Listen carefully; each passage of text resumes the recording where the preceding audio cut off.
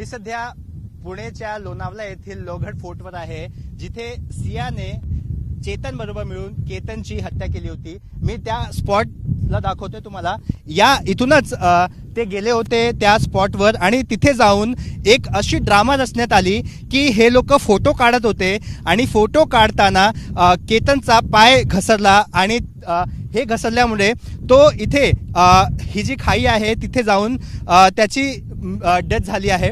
तर आपण अंदाज लावू शकता की हा किती याचा खोल किती असेल आणि किती डेंजर आहे जिथे ही घटना घडली। सध्या पोलिसांनी सिया आणि चेतन या दोघांना अटक केलेली आहे। आपण इथे हे समजून घेऊया की नेमका कशा पद्धतीने ही घटना घडली असावी। तर हाच तो स्ट्रेच आहे जिथे ही घटना घडली होती।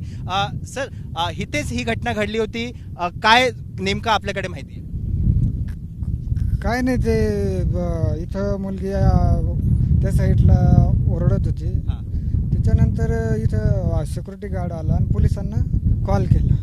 काय ओरडत होती ती म्हणत होती की इथून पडला बाबा। अच्छा, हो। आणि काय जोराने काय बोलले? आणि तिच्याबरोबर कोणी अजून होता की ती एकटी होती? एकटी होती ती त्यावेळेस, पण मग पर्यटक आले इथं जमा झाले। त्याच्यानंतर आपला सिक्युरिटी गार्ड आला आणि इथे येऊन विचारलं की काय झालं। तिने म्हटलं की इथून पडला। मग ते बाकीचे काय विचारलं, सरळ पोलिसांना कॉल केलं आणि त्याच्यानंतर पोलीस आले। पोलीस आल्यानंतर मग आपले जे गडावर पोलीस आहेत ते आले तिथं, म्हणजे सिक्युरिटी गार्ड म्हणून।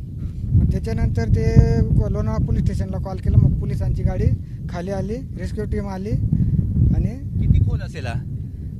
तरी अंदाजे 350 आसपास असू शकतो। किती वेळ लागला रेस्क्यू करायला? म्हणजे खाली काय, म्हणजे जाण्यासाठी जागा आहे की जंगल आहे? जागा जंगल आहे पुरा।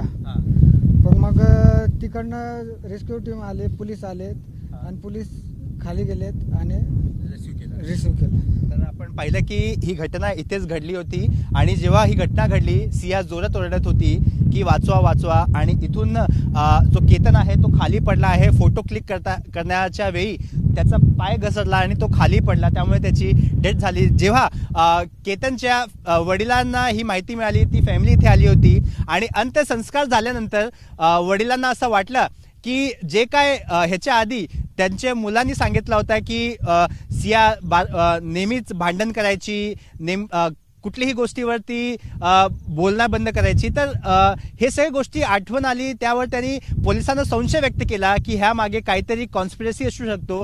जेव्हा पोलिसांनी तपास सुरू केला आणि या फोर्टमध्ये एंट्री करताना वेळी एक CCTV फुटेजमध्ये चेतन दिसला आणि जेव्हा चेतनला पोलिसांनी चौकशीसाठी ताब्यात घेतला त्यावेळी सगळे पिक्चर क्लिअर झाली की सियाला हा लग्न करायचा नव्हता, म्हणून तिने हत्याचा कट रचला। 2 वेळा ते आले होते इथे, 3ऱ्या वेळेत ते परत इथे आले आणि यावेळी तिने सांगितलं की तिचा बर्थडे आहे आणि बर्थडे तिला इथे साजरा करायचा आहे।